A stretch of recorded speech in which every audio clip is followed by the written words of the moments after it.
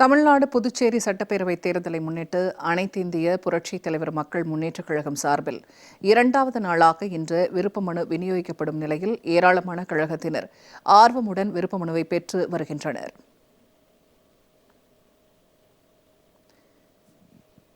இதுகுறித்து நமது தலைமை செய்தியாளர் எழிலரசன் வழங்கும் கூடுதல் தகவல்களை.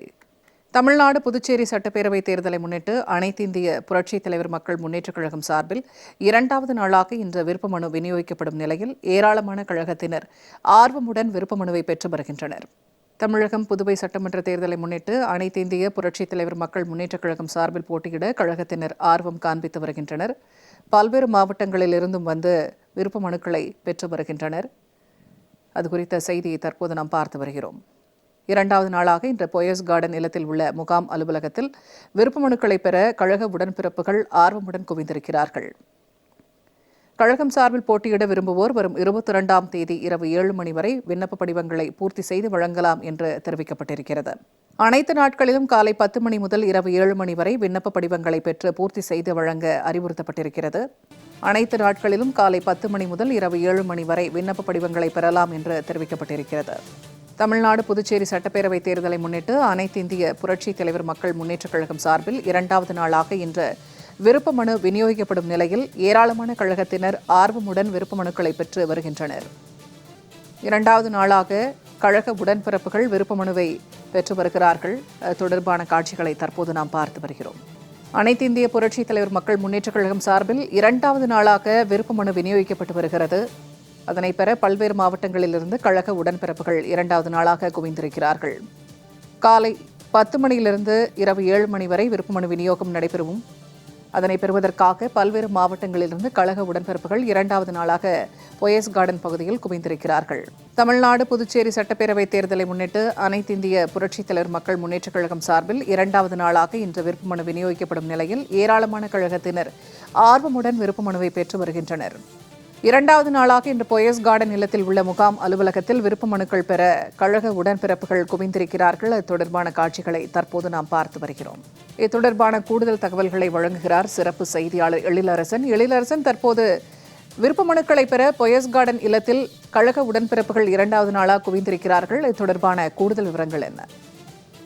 நிச்சயமா எதிரிகளையும் துரோகிகளையும் வேறறுப்பதற்காக புரட்சித்தாய் சின்னம்மா அவர்களின் தலைமையில் புதிதாக அனைத்திந்திய புரட்சித் தலைவர் மக்கள் முன்னேற்ற கழகம் என்ற கழகம் உருவாகி இருக்கிறது. இந்த நிலைமையில் தொடர்ந்து அதாவது எதிரிகளையும் திமுகவினுடைய இந்த கொடுமையான இந்த ஆட்சிக்கு முடிவு கட்டுவதற்கும் துரோகிகளுடைய இந்த அட்டுழியத்தை ஒழித்து கட்டுவதற்கும் புரட்சித்தாய் சின்னம்மா அவர்கள் அனைத்திந்திய புரட்சித் தலைவர் மக்கள் முன்னேற்ற கழகம் என்ற கழகத்தை உருவாக்கி இருக்கிறார். அதில் தமிழகம் முழுவதும் இருந்து பல்வேறு மாவட்டங்களில் இருந்து கோடான கோடி தொண்டர்கள் அலையலையாக குடும்பமாக தங்களை உறுப்பினர்களாக இணைத்து வருகின்றனர்.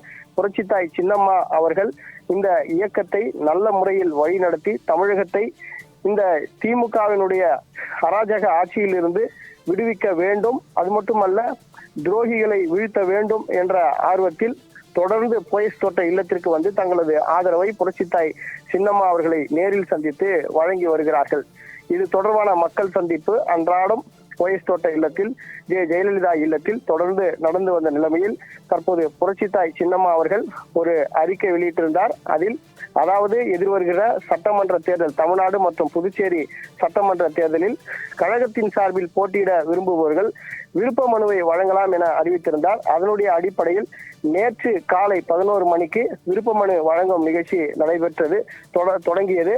அதைத் தொடர்ந்து ஏராளமானோர் நேற்று முதல் இருந்து ஆர்வமாக வந்து கழகத்தின் சார்பில் சட்டமன்ற தேர்தலில் போட்டியிடுவதற்கு விருப்ப மனுக்களை தொடர்ந்து பெற்று வருகின்றனர். நேற்று தொடங்கிய அந்த விருப்ப மனு பெறும் நிகழ்ச்சி தொடர்ந்து இரண்டாவது நாளாக இன்று நடைபெற்று வருகிறது. இன்று காலை 11 மணிக்கு விருப்ப மனு காலை 11 மணி முதல் விருப்ப மனு என்பதை தொண்டர்கள் கூட்டமாக வந்து போயஸ் தோட்ட இல்லத்திலே முகாம் அலுவலகத்திலே பெற்று வருகிறார்கள். இந்த நிலைமையில் இன்று மாலை நேரம் நெருங்கிவிட்டது. இன்று மாலை 7 மணி அளவில் இரண்டாவது நாளான விருப்ப மனு நிறைவடைய இருக்கிற காரணத்தினால் இந்த கூட்டம் அதிக அளவில் வந்து இப்போது விருப்ப மனு பெறுவதற்கு அதிக அளவில் சென்னை போயஸ் தோட்ட இல்லத்தில் குவிந்திருக்கிற காட்சிகளை நாம் காண முடிகிறது. அதாவது வருகிற 22 3/2026 ஞாயிற்றுக்கிழமை மாலை 7 மணி வரை விருப்ப மனு என்பது வழங்கப்பட இருக்கிறது. கிட்டத்தட்ட 5 நாட்கள், அதாவது கழகத்தின் சார்பில் சட்டமன்ற தேர்தலில் போட்டியிட விரும்புபவர்கள் நேரடியாக ஞாயிற்றுக்கிழமை மாலை 7 மணி வரை விருப்ப மனுவை பெற்று உடனடியாக முகாம் அலுவலகத்தில் அதை பூர்த்தி செய்து தரலாம் என அறிவிக்கப்பட்டிருக்கிற காரணத்தினால தொடர்ந்து ஏராளமான தொண்டர்கள் போயஸ் தோட்ட இல்லத்திற்கு படையெடுத்து வருகிற காட்சிகளை நாம் காண முடிகிறது. முகாம் அலுவலகம், போயஸ் தோட்ட இல்லத்தில் அமைந்திருக்கிற முகாம் அலுவலகம் தொண்டர்களுடைய கூட்டத்தால் விருப்ப மனு பெற ஆர்வம் காட்டி ஏராளமான தொண்டர்கள் தமிழகத்தில் இருந்து பல்வேறு மாவட்டங்களில் இருந்து அலையலையாக வந்து குவிந்திருக்கிற காட்சிகளை நாம் திரையில் காண முடிகிறது. கழகத்தின் சார்பில் எப்படியாவது வருகிற சட்டமன்ற தேர்தலில் வேட்பாளராக களம் இறங்க வேண்டும்.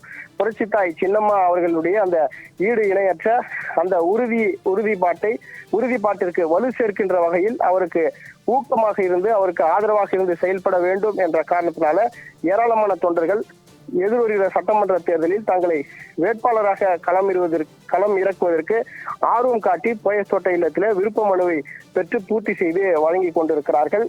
5 நாட்கள் இந்த விருப்ப மனு வழங்குகிற அந்த நிகழ்வு நடைபெற இருக்கிறது. அது மட்டுமல்ல, இந்த விருப்ப மனு பெறுவதற்கான கட்டண விவரங்களையும் மிக தெளிவாக அறிவிக்கப்பட்டிருக்கிறது. தமிழகத்தை பொறுத்தவரையில் பொது தொகுதியில் விண்ணப்ப கட்டணமாக 5,000 ரூபாயும், தமிழகத்தில் தனி தொகுதிக்கு 3,000 ரூபாயை கட்டணமாக செலுத்தி விருப்ப மனு பெற்று பூர்த்தி செய்து வழங்கி வருகிறார்கள். அது மட்டுமல்ல, புதுச்சேரியை பொறுத்தவரையில் பொது தொகுதிக்கு 3,000 ரூபாயும், தனி தொகுதிக்கு 1,000 ரூபாயும் கட்டணமாக செலுத்தி விருப்ப மனுக்களை தொண்டர்கள் பெற்று அதை பூர்த்தி செய்து வழங்கி வருகிறார்கள். மீதம் இன்னும் ஒரு 3 நாட்கள் இருக்கிறது. அது இன்னும் ஏராளமானோர் வந்து விருப்ப மனுக்களை பெற்று அதை பூர்த்தி செய்து வழங்க இருக்கிறார்கள்.